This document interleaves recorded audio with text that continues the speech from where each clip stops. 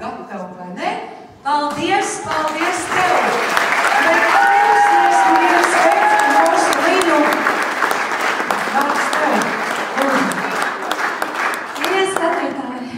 Viesi, radinieki, draugi, un visi, kas šodien ir sanākuši šeit. Es vēlētos izteikt milzīgi paldies. Jau pēc 5 gadiem tā ir pirmā reize, kad ir izdevies sanākt kopā pilnīgi visiem, kas 5 gadu laikā mums ir pavadījuši. Gan Latvijas gadu talantiem, kuriem es esmu ļoti pateicīgi par klāt visiem šovakar.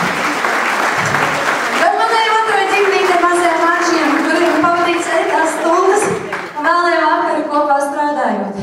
Un, protams, maniem mīļiem Mulai Dancers, kur ir izturējuši un pacietuši man visu šitos gadus, gan labās, gan nelabās momentos. Un tagad, lai viss tā aktīvi noritētu, es vēlētos lūgt īpašus cilvēkus uz skatuves. Un kā pirmo es vēlētos Oletiņu. Mīļā labā Oletiņa, bez tevis mēs šodien nebūtu šeit aplausi, lūdzu. Šodien šis koncerts notika tieši uz šīs skatuves un neko citu. Šis cilvēks palīdzēja mums tad, kad mums vajadzēja to mēģinājumus izturēt. Gan arī tad, kad mums šodien šeit vajadzēja. Paldies!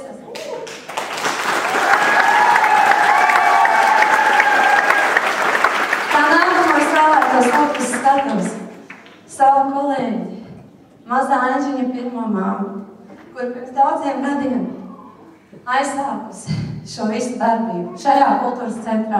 Inga Majore!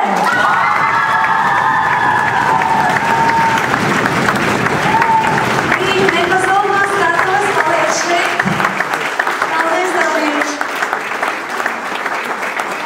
Daudz laime dzimšanas dienā!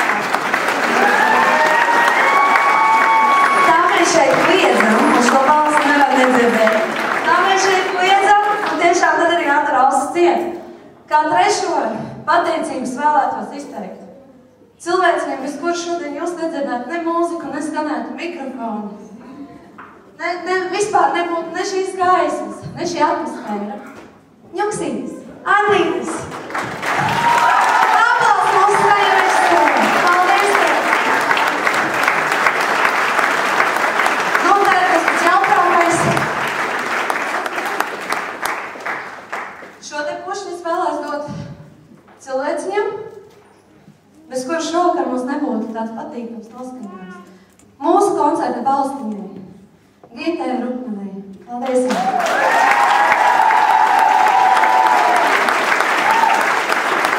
Nu un vēl cilvēciņam, kurš šovakar jau ir aizgājis, bet apsveic mani koncerta sākumā, tā bija mūsu kultūras nama direktora Aija Dziedātāja. Paldies viņai un aplausi!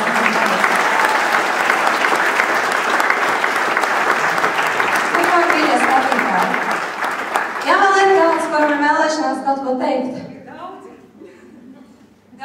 Daudz, protams, mīļā Līna tev vēlas sveikt, tad sabučosim, samīļosim un novēlēsim ar tiem labajiem vēlējumiem, lai izturības spēks darboties tālāk.